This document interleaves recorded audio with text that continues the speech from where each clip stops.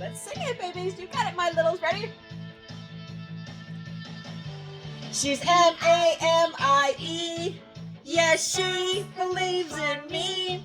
She reads a story from a book or two. She's M-A-M-I-E. Mammy's Corner!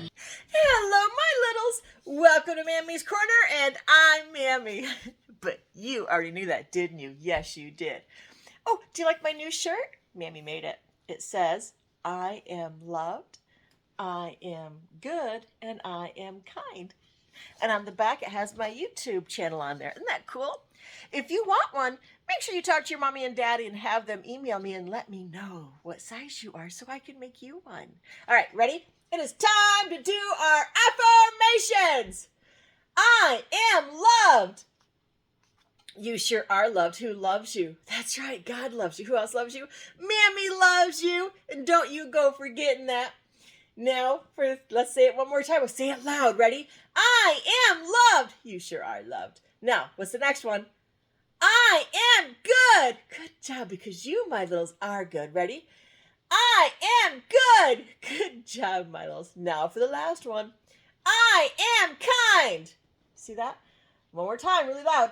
I am kind. Good job, my littles, because you are good and kind. Now, before we get started, make sure you're in a comfortable chair. Get all nice and comfy. Or maybe you have your favorite blankie, right? Here's my favorite blankie. All right, got my favorite blankie. Or maybe you don't want a blankie. Maybe you want a favorite pillow. Get your favorite pillow, right? Or maybe you got a favorite stuffy. Like I got Buddy. What's your name? What's your stuffy's name? This is Buddy. Hello there. How are you? That's not his real voice. That was Mammy being silly. All right. Are we ready? Oh, don't forget. Make sure you take your remote arrow down and give Mammy the thumbs up to let me know that you like these little stories that Mammy reads. Or if there's a special story that you want me to read, you have Mommy and Daddy put it in the comments to let me know what story you would like me to read. I would love to hear you. Yes, you can put it in the comments now. Mammy figured out how to do that. That's so silly. All right, let's get started. So Mammy is reading The Evergreen Wood by Alan and Linda Parry. All right, you ready? Let's get started. This one is chapter 6, and it's called Fox Territory. And it reads, Sunlight flickered through the strawberry leaves, rousing Christopher from his troubled sleeps. He sat up and rubbed his eyes, and he was on the point of selecting a bright red juicy berry when he was disturbed by a rustle in the undergrowth. He was just wondering whether somebody else had plans to breakfast in the strawberry bed when a young black rat, right there, came hurrying through the hedgerow. He stopped when he saw Christopher. Good morning, sir. I'm Heatley, he said. Good morning, Heatley, said Christopher. Would you like a strawberry? No, thank you, said the rat. I'm not hungry. I'm going away, you know. Christopher looked up, surprised. I'm leaving this place, leaving it, and all its worthless ways forever. The rat's voice was tight with emotion. There are many more here, you know, who would like to get away, and they will one day, when they are ready. Please, sir, he begged. May I accompany you on your journey to the Evergreen Wood? And Christopher, of course, was delighted, and the two creatures went on together. Before long, they found themselves in a peaceful glade, full of lilies. The stream of living waters flowed through the glade, and along its banks grew green trees that bore every type of fruit that was good to eat. Yum, yum. Christopher and Heatley stayed in the glade for several days, just eating and sleeping. They sang, In green meadows let us lie, with still waters flowing by. From fruitful trees let us eat, for we lie again to sleep. Well, that's nice. They're having so much fun, huh, my littles? Oh, my goodness. When they finished resting, they filled their pockets with apples and hazelnuts and followed the path out of the glade. But the sweetness of that place was soon forgotten, for the way ahead became hard and difficult. Rough stones littered the path, making their feet sore and their hearts heavy. Presently, however, they came to some steps, and beyond them they could see a pleasant meadow with a grassy path winding through it. Heatley, cried Christopher, let's go over the steps and follow the path through the meadow. But suppose it leads us out of the way, said Heathley in a worried voice. That's not likely, said Christopher, for it is just the other side of the hedge, and I believe it will soon meet up again with our own pathway. So Heathley was persuaded and followed Christopher over the steps. A little later they came upon another traveler wandering along the soft, grassy pathway. His name was Falter Frog, and Christopher asked him if he knew where the path led. To the Evergreen Wood, replied the frog. There, Heathley, I told you so, said Christopher. They followed Falter until nightfall. Then it began to rain. Christopher looked up at the sky. Black clouds swirled overhead. A storm is brewing, he said, pulling his coat collar up around his chin. We must find some shelter. There was a great clap of thunder. And then the rain poured down in torrents. The ditch that ran alongside the path was filled overflowing with muddy rainwater and was threatening to spill over and flood the pathway at any moment. Oh no!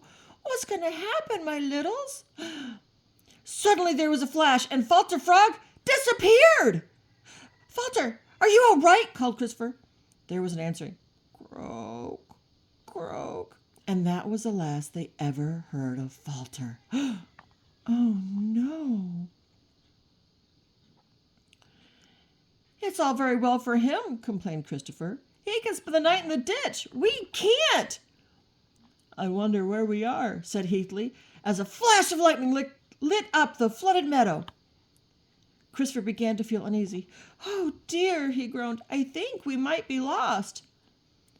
I thought we went the wrong way, sighed Heathley. As the ditch waters finally burst its banks and lapped around his knees. We must get back to the steps, cried Christopher urgently. But the floodwater was getting deeper and deeper, and they were in danger of being washed away.